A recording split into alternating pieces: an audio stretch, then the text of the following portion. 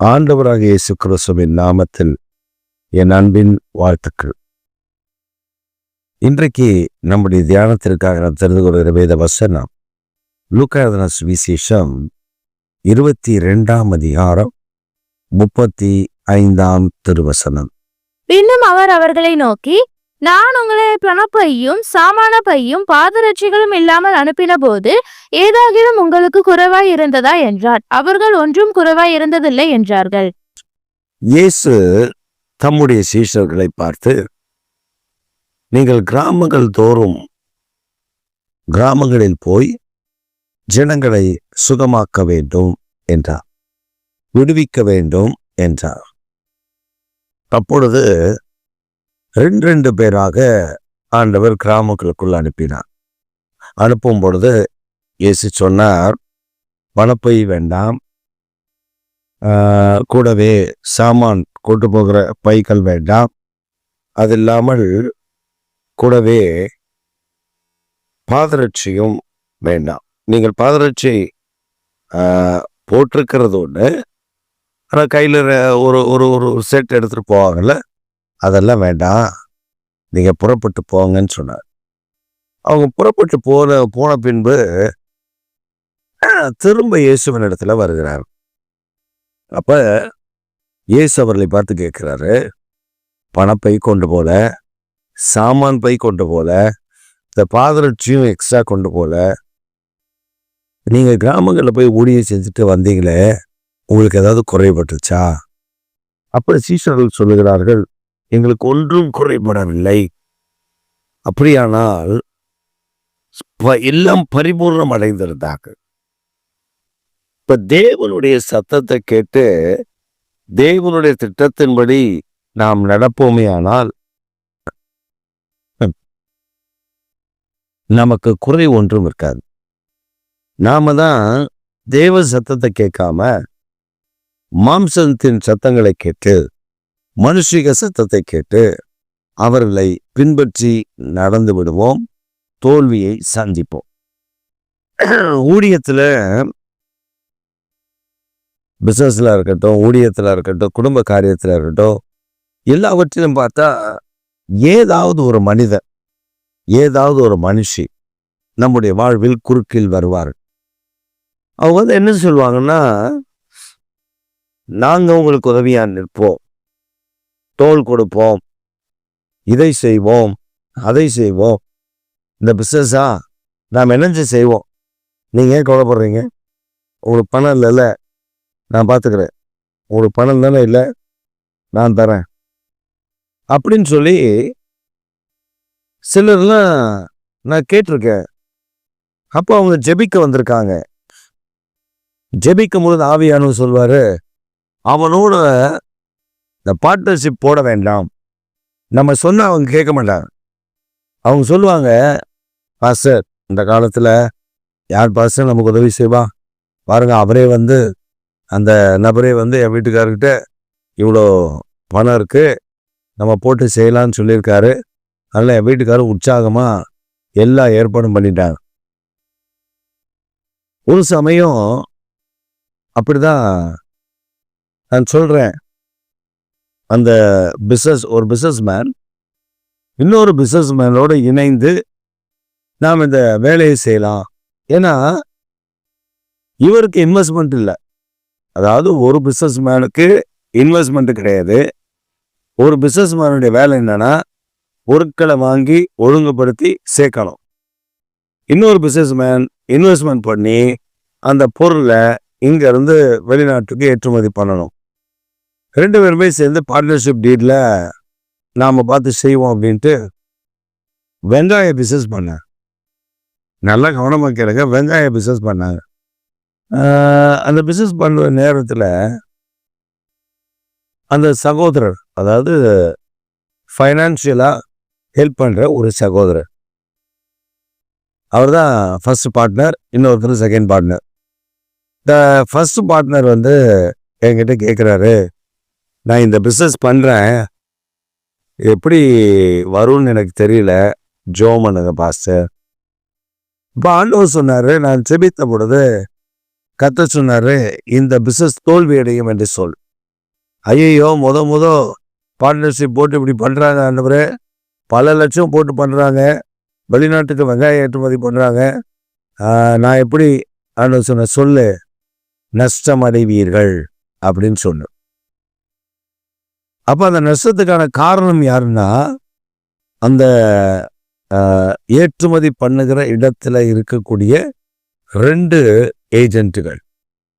இந்த 2 ஏஜென்ட்டுகளுக்கும் இப்போ இவருக்கு இன்னொருத்தர் பார்ட்னராக இருக்காரு, அவருக்குமே ஏற்கனவே ஒரு பிரச்சனை இருக்கு, கொடுக்கல் வாங்கல் பிரச்சனையில் இருக்கார் அவர்.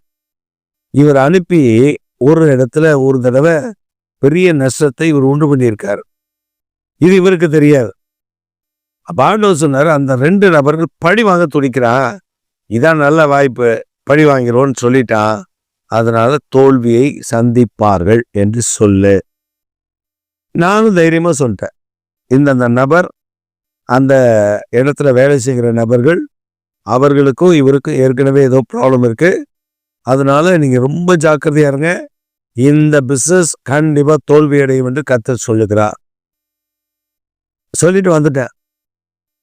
அவங்க சொன்னாங்க, அந்த பார்ட்னர் இன்னொருத்தர் இருக்காரு, அவர்கிட்ட பாஸ்ட் இப்படி சொல்றாருன்னு, அந்த அளவு ஒரு பைத்தியக்காரன், நீங்க வேற, நமக்கு தெரியாதா, அவெல்லாம் என் நண்பர், ஃப்ரெண்டு, க்ளோஸ் ஃப்ரெண்டு, நகமும் சதையும், நம்ம ஒன்றுன்னா அப்படியே அறுத்துட்டு அப்படியே நிற்பானுங்க, பாருங்க நீங்க சூப்பராக போயிட்டு வருதா இல்லையா பாருங்க, வெங்காயம் போவோம், அது நல்லா வியாபாரமாகி ஆர்டர் மேலே ஆர்டர் நம்ம கொடுக்குறாங்களே பாருங்களேன் அப்படின்னு ரொம்ப மெத்தடிப்பாக பேசிட்டார். அதில் நம்மளை கொஞ்சம் பபுள் கம் மாதிரி மென்று அப்படி துப்பிட்டார். எனக்கு அதெல்லாம் பற்றி கவலை இல்லை, கர்த்தர் சொல்ல சொல்லிட்டேன், மேட்ரு முடிஞ்சது, என் வேலை அவ்வளோதான், என் பாட்டில் என்ன செய்ய சொன்னாரோ அதை செஞ்சு நான் என் வேலையை பார்த்துட்டேன். அதுக்கப்புறம் 1 மாதம் அவங்க எல்லாம் முடிச்சு அனுப்பியாச்சு. இப்போ ஒரு ப்ரேயர் ரெக்வஸ்ட் எனக்கு வருது. என்ன ப்ரேயர் ரெக்வஸ்ட் வருதுன்னா, நம்ம சொன்னது தான், அதாவது ஷிப்மெண்ட் பண்ணியாச்சு, ஷிப்பில் ஏற்றியாச்சு, எக்ஸ்போர்ட் நாங்கள் அனுப்பியாச்சு, கடலில் போகும் பொழுது மலேசியாவுக்கு இது ஏற்றுமதி பண்ணப்பட்டிருக்கிற சரக்கெல்லாம் மலேசியாவுக்கு ஏற்றுமதி பண்ணப்பட்டிருக்கு.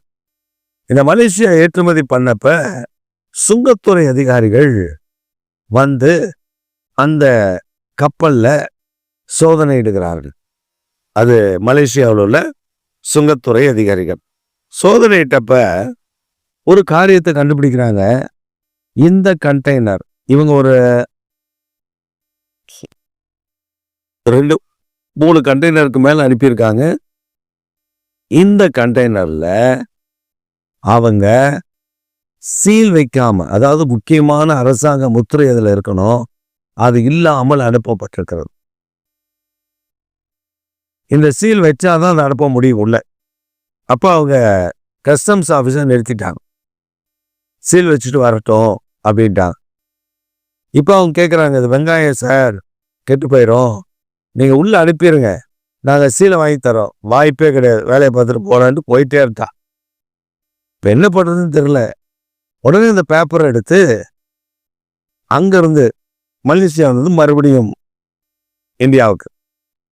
இந்தியாவில் வந்த உடனே சென்னையில் இருக்கக்கூடிய போர்ட்டில் போய் அந்த சீல் வாங்கணும். அது என்ன சரக்கு ஏது சரக்குன்றதெல்லாம் அவங்க ஏற்கனவே பார்த்துருப்பாங்க. அதை அவங்க மறுபடியும் கேட்குறாங்க. இவங்க மறுபடியும் ஃபோட்டோ எடுத்து அனுப்பணும். இவங்க மறுபடியும் கப்பலுக்கு போகணும், இவங்க மறுபடியும் அந்த கண்டெய்னர்லாம் ஃபோட்டோ எடுக்கணும், அந்த கண்டெய்னருடைய டீட்டெயில் அங்கே கொடுக்கணும், அதுக்கப்புறம் அதை ரீசெக் பண்ணுவாங்க, ரீவேல்யூ பண்ணுவாங்க. இதெல்லாம் நடக்க நம்ம ஊரில் உடனே நடக்குமா? அதெல்லாம் நடக்க ஒரு 1.5 மாதம் எடுத்துக்கிச்சு. இப்போ டோட்டலாக வெங்காயத்தை லோடு ஏற்றி ஒரு 2 மாதத்துக்கு மேலே அது கடலில் நிற்குது. 2 மாதம் கிட்டத்தட்ட அது கடலில் நிற்குது. இப்போ வெங்காயம் என்ன ஆகும்? அழுவ ஆரம்பிச்சிச்சு, கெட்டு போக ஆரம்பிச்சிச்சு. இந்த கெட்டு போன அந்த சரக்கை யார் வாங்குவா? நட்டம் தானே. இப்போ அந்த ஃபைல் சீல் வச்செல்லாம் வந்துட்டு, அப்போ அரசாங்கம் சொல்லிடுச்சு கண்டெய்னர் இறக்குறீங்கன்னு. இவங்க கண்டெய்னர் இறக்கி லோடை திறந்தா எல்லா வெங்காயமும் அழுவி போயிருக்கு. பாதி அழுவி, பாதி நல்லா, பாதி கெட்டு போய், பாதி இது அப்படி இருக்கு. யார் வாங்குவா? இவங்க ஒரு சூப்பர் மார்க்கெட்டில் ஆர்டர் போட்டிருந்தாங்க. ஒரு கண்டெய்னர் வெங்காயம் அவருக்கு. அப்படியே 2-3 இடத்துல அவன் சொல்லிட்டான், வெங்காயத்தை கிட்டே கொண்டு வந்துடாத. உன்னை நம்பி நான் வேற ஒரு இடத்துல போட வேண்டிய வெங்காயத்தை கூட போடலை. உன்னால நான் நஷ்டப்பட்டு தான் மிச்சம்ட்டு இந்த வெங்காயமே வரக்கூடாதுன்ட்டான். அப்புறம் இந்த முதல் பார்ட்னர் அவருடைய வேலைக்காரர்கள்லாம் சேர்ந்து, அவருக்கு ஒரு பிஸ்னஸ் பண்ணுறாங்க. அந்த வேலைக்காரர்லாம் சேர்ந்து இந்த கண்டெய்னரில் இருக்கிற வெங்காயத்தெல்லாம் அன்லோட் பண்ணி அந்த அழுவலெல்லாம் எடுத்துட்டு தண்ணி வச்சு நல்லா அலசி அதை தொடச்சி காய வச்சு, அதுக்கப்புறம் இவங்களா ஒரு ரேட்டுக்கு அங்கே இருக்கிற நண்பர்கள், சிநேகிதர்கள் அவர்களுக்கு கொஞ்சம் கொஞ்சம் கொடுத்து ரொம்ப சீப்பான ரேட்டில் கொடுத்து அந்த வெங்காயத்தை விற்று தீர்த்தார்கள். அதில் 3/4 நஷ்டம். கொஞ்சம்தான் அவங்களுக்கு பணம் கிடைச்சிது. இந்த பணம் அவங்களுக்கு இன்வெஸ்ட்மெண்ட்டுக்கு ஏற்ற பணம் இல்லை. முழுவதும் அவர்கள் நஷ்டப்பட்டு போனார்கள்.